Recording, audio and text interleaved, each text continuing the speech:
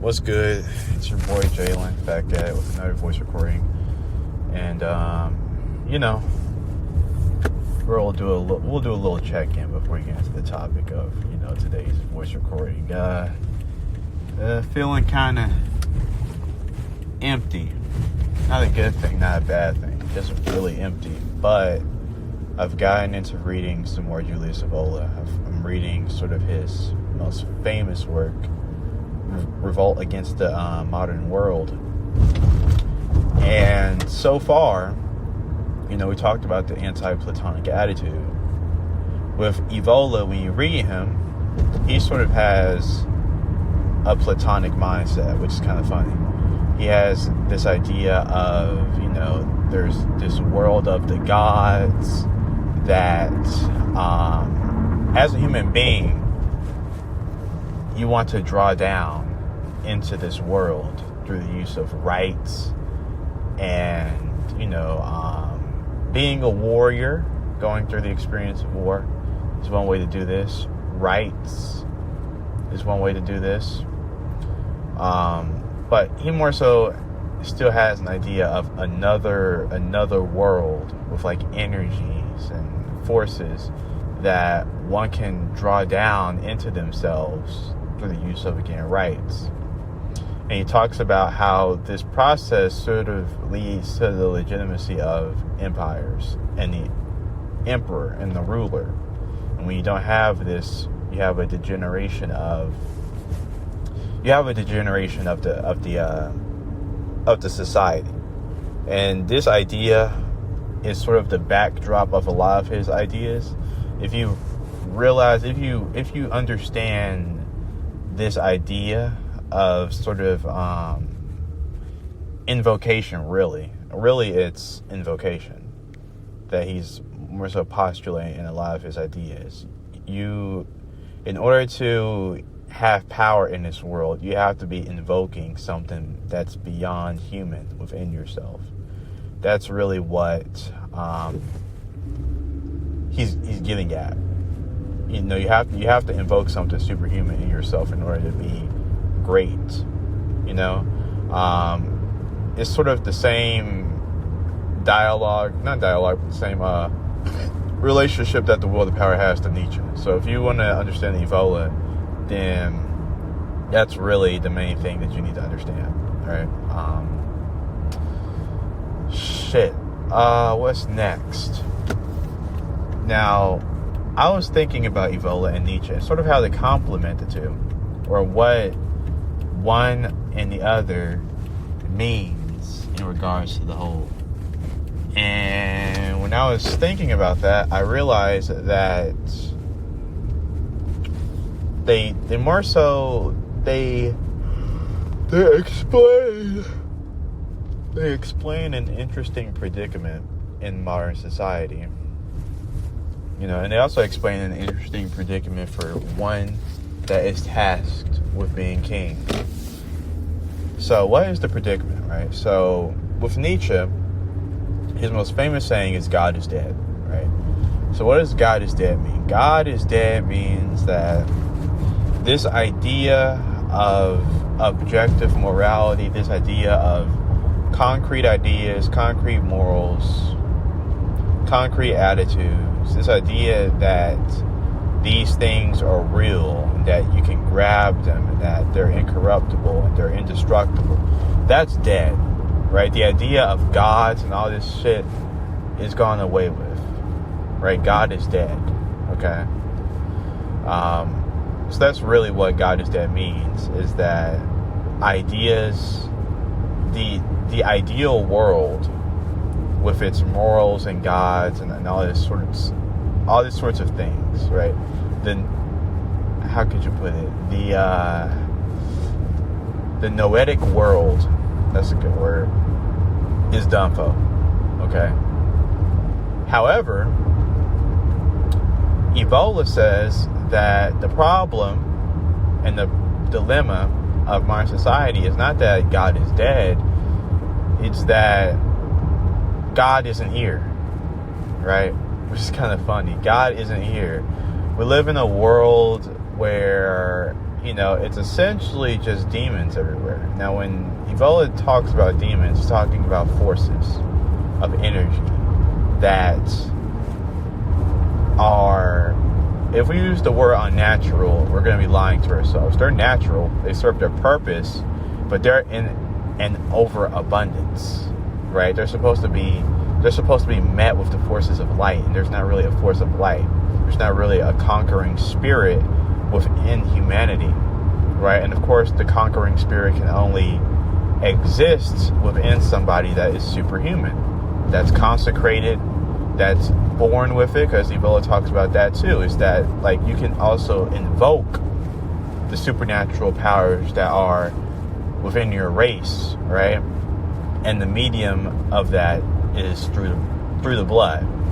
Now, when Evola says this, Evola is not putting emphasis on the blood. He's putting emphasis on the blood being used as a medium for the supernatural, right? Evola is always going to put emphasis on the above human. So, with this, Evola says, hey, you need gods, right? Now, when Evola says you need gods, we think of, like, actual talking people.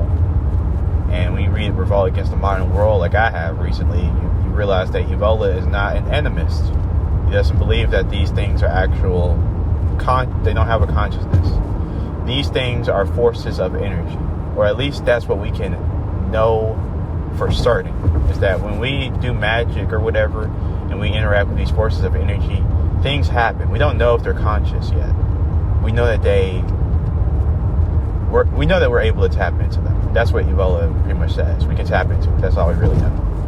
So, Evola says these forces are out there, and we're able to tap into them. So, if you have one person that says that we live in an age where it's just materialist, and there's no spiritualism anywhere, and that's the problem.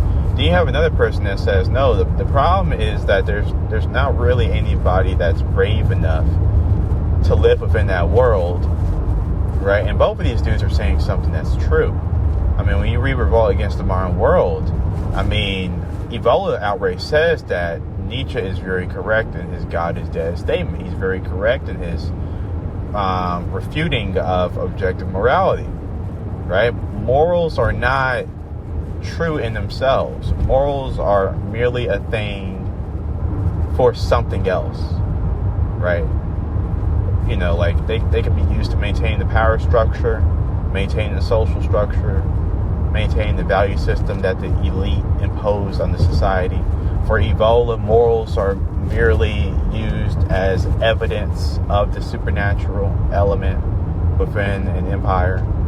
So they're just instruments. Morals are just instruments. They're not anything in themselves, okay?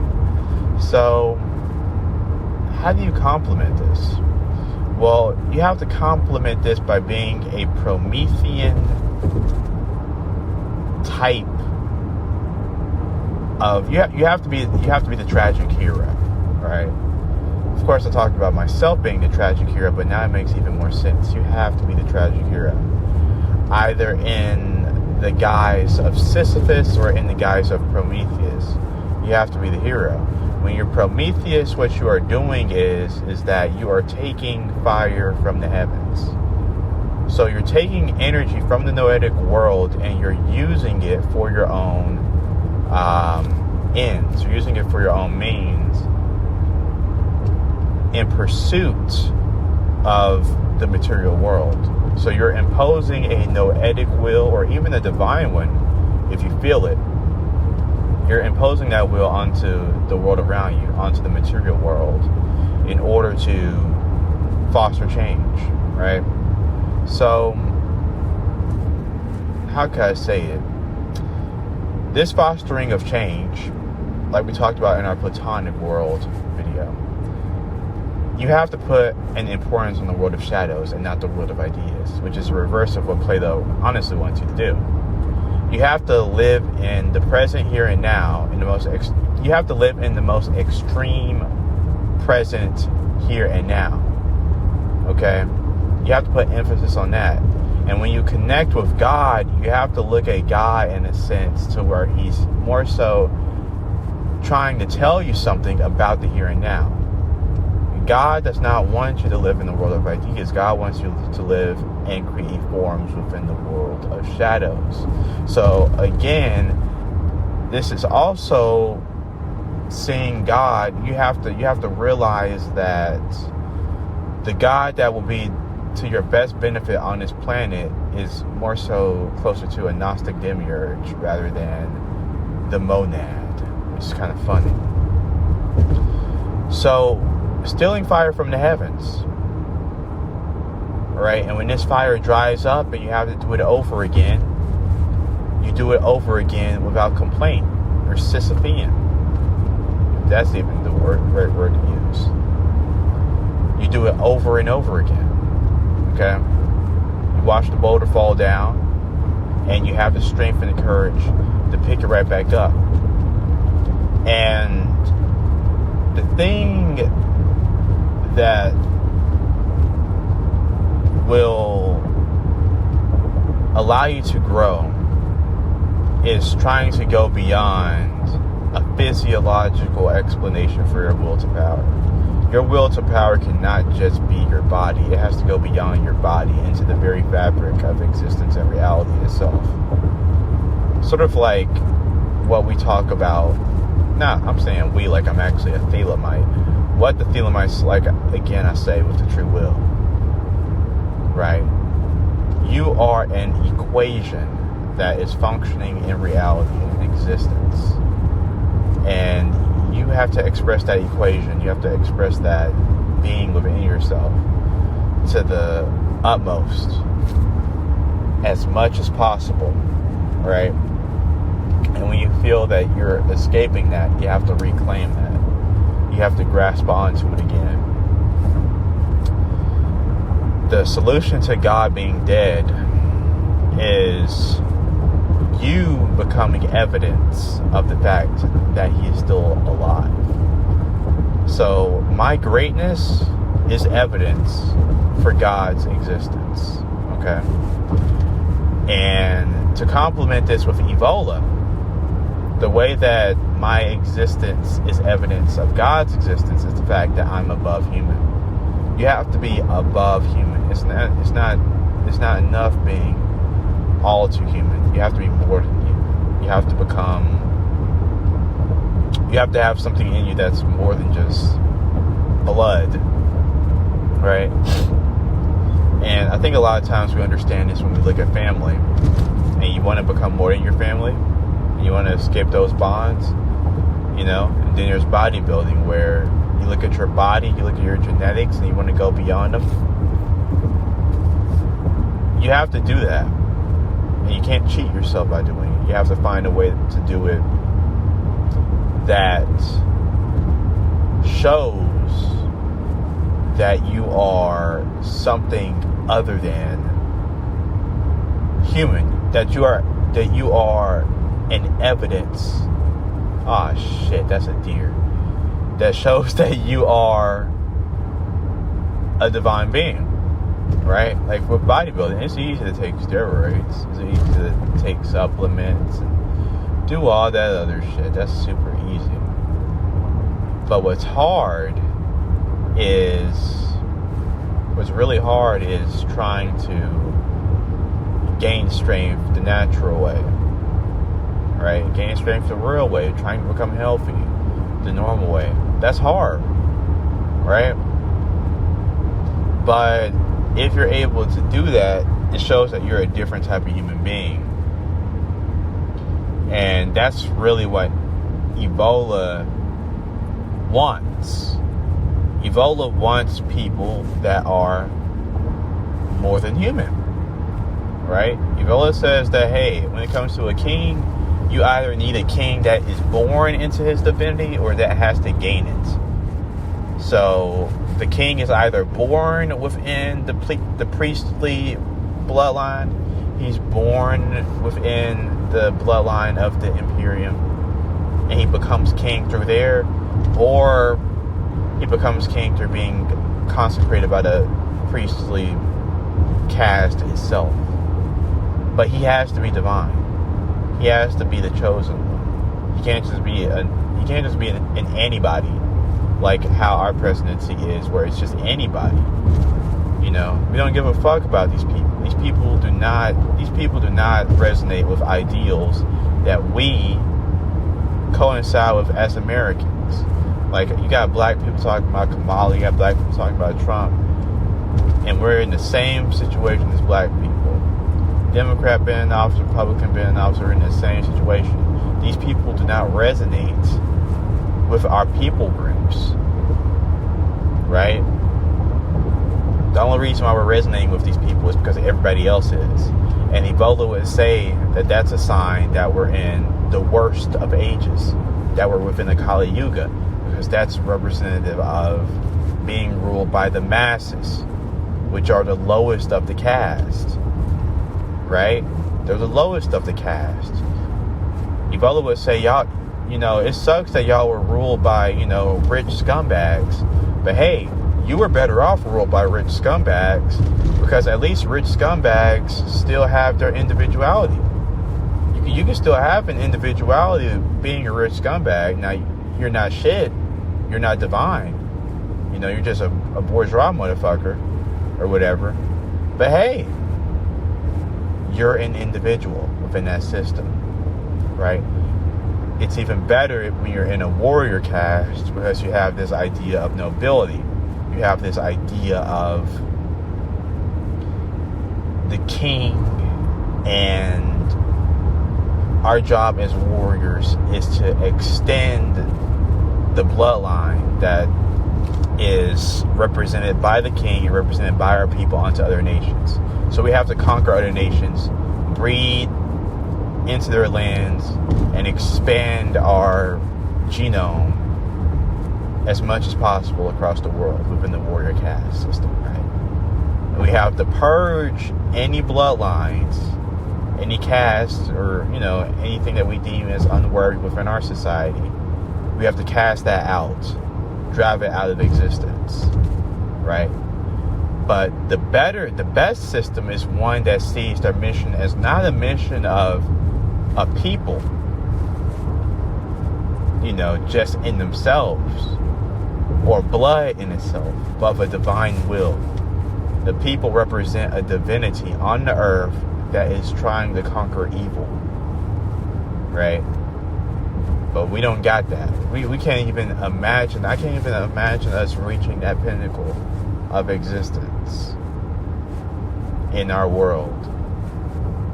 That would be crazy, you know? That would be insane. It would be amazing, but it would be insane, bro. Right?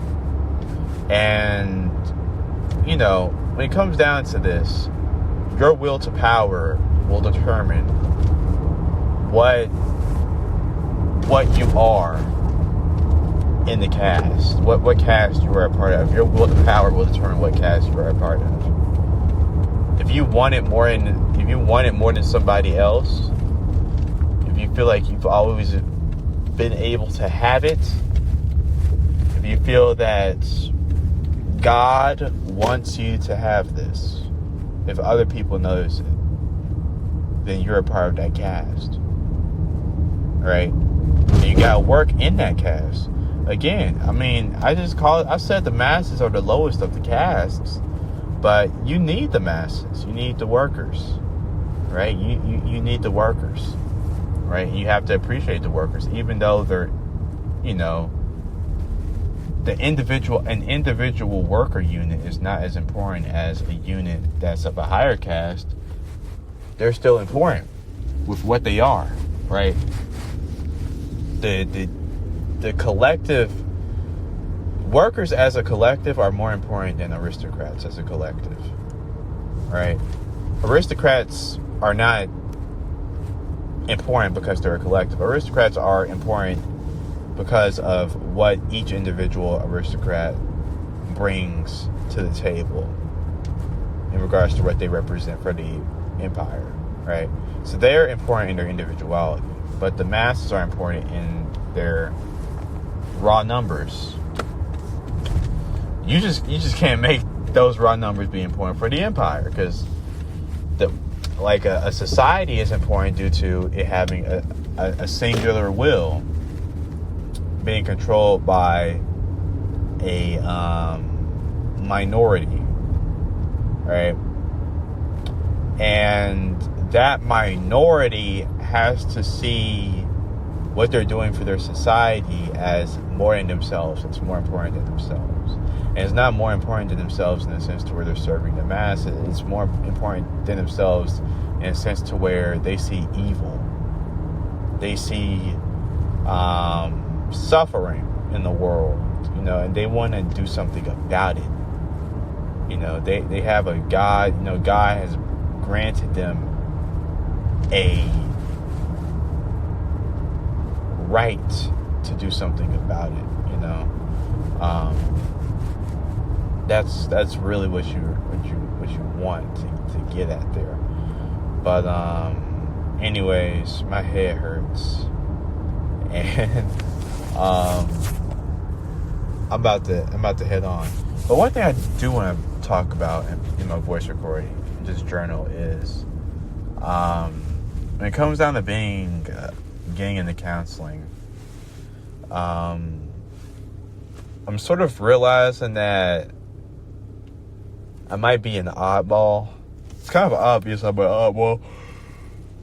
It's kind of obvious I'm an oddball, but I'm not as much of an oddball as I think, because I was having a conversation with that dude that gave me his number, and we were talking about Jung and stuff. And he's hip on Jung, like hip, like more so, he's hip on the other shit that a lot of people don't be hip to, like the astrology, the alchemy, and all that shit that Jung be into. He's into that. I'm not even into it like that, but I know of it. So if you need to talk about it, then what I'm saying, I can sort of piggyback and be able to understand what you're saying if you tell it to me. So there's people out there, but it's a very small minority, and I realize that. And I feel like when it comes to my mission in counseling, dead ass, I think I'm gonna be a reformist. I think I'm gonna reform the counseling profession, bro. Which seems crazy. It seems outrageous, but when you're in a world that's this fucked up, and you're a mental health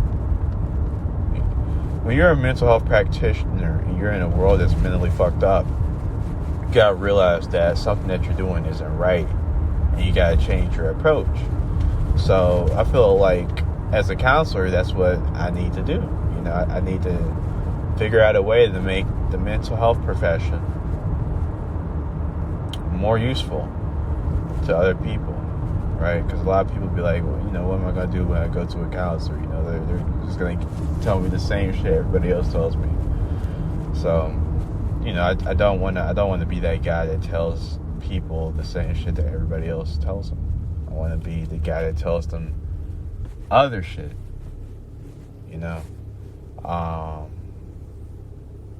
But yeah, anyways, I'm for real finna clock out this time. This is Jalen signing out. Peace.